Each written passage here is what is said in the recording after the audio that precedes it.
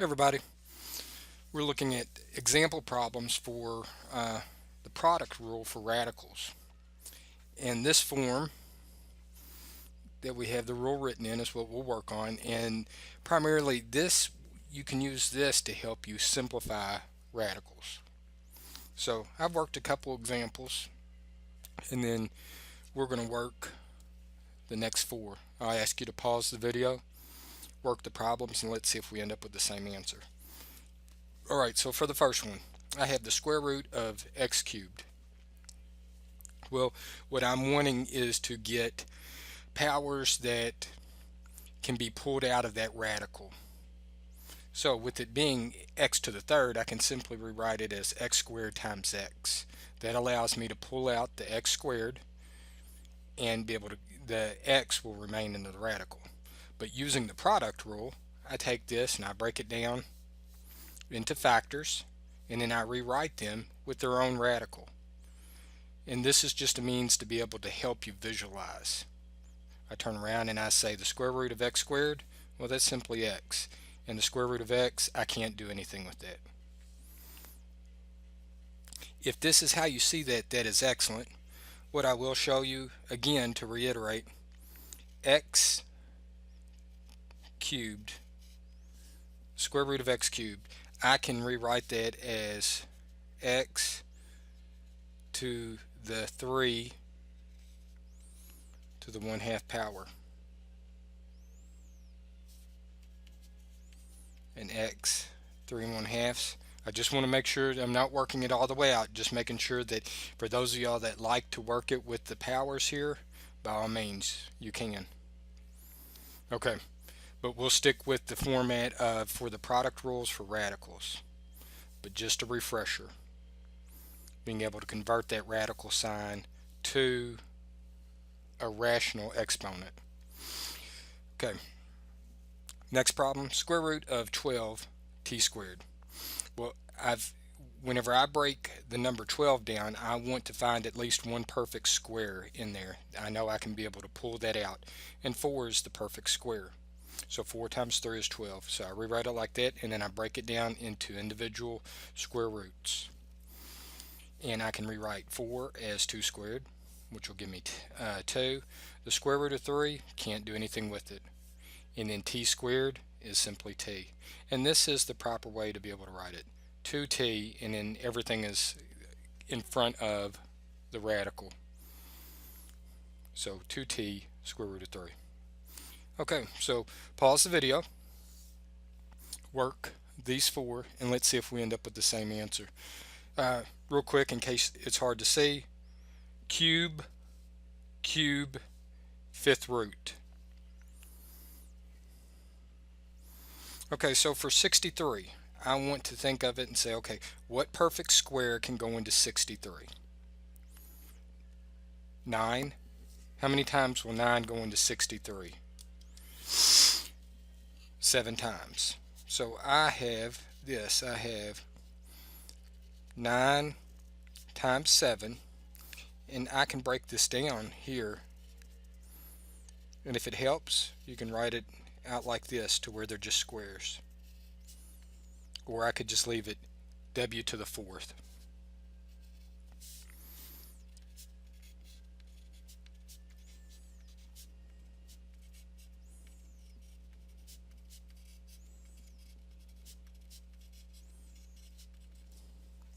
And then I write them in their own radical sign. So square root of 9, square root of 7, square root of w squared, square root of w squared, square root of w. And that becomes 3, and I'll just write it out like it is, radical 7 times w times radical w. I can remember with our product rule, I can put these two back together, so this will turn into 3 w squared. There's my 3 and my w's, and then I'm going to combine both of those back under the radical. 7w.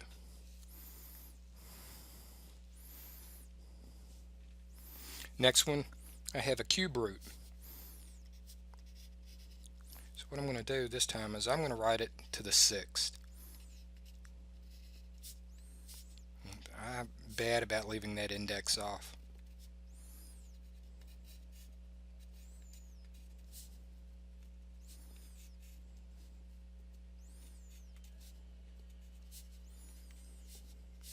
This becomes x squared.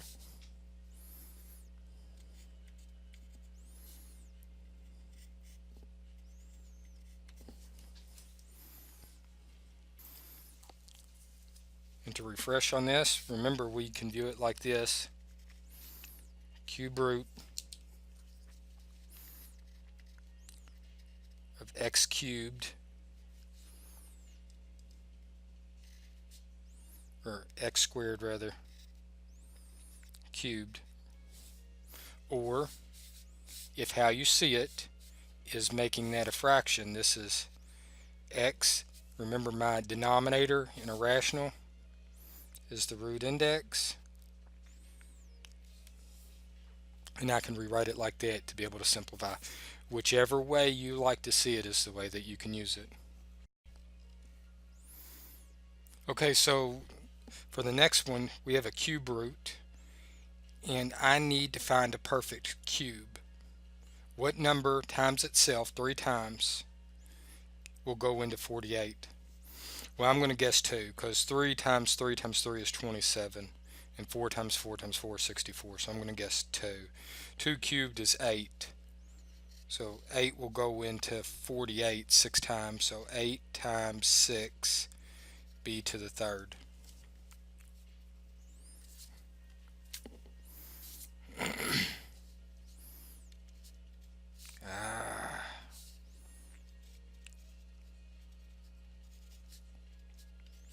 Maybe by the end of working these problems I'll get to where I'm better with my root index. So the cube root of 8 is 2. The cube root of 6 is simply the cube root of 6. I can't simplify it. The cube root of b cubed is b.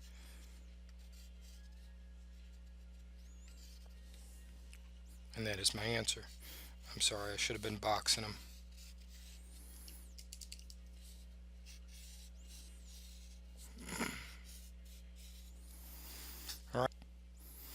Alright, and for our last one, okay, this is kind of a trick question.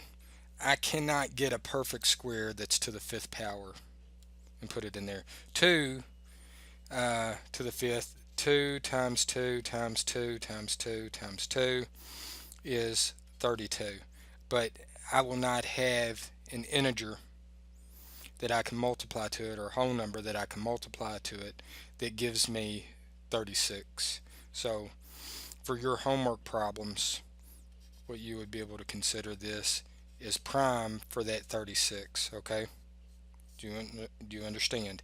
I cannot have, I would end up having some decimal, 1 point or 0 point in a series of numbers, and that's not going to be how your homework problems are. So prime for the coefficient, can't do anything with that. So really what I'm looking at is looking at just the variable. So the 5th root of 36, and sometimes even though they're very simple, they can throw you off. This becomes y. I forgot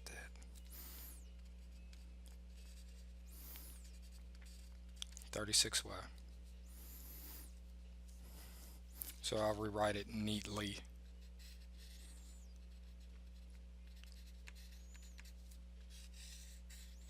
And that is my answer.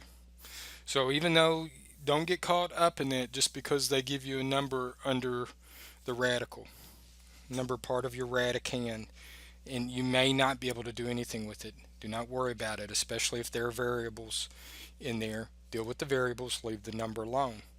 Sometimes it's just considered prime. Okay guys, please critically think and structure your homework, reason through, and good luck on your remaining homework problems in simplifying your radicals.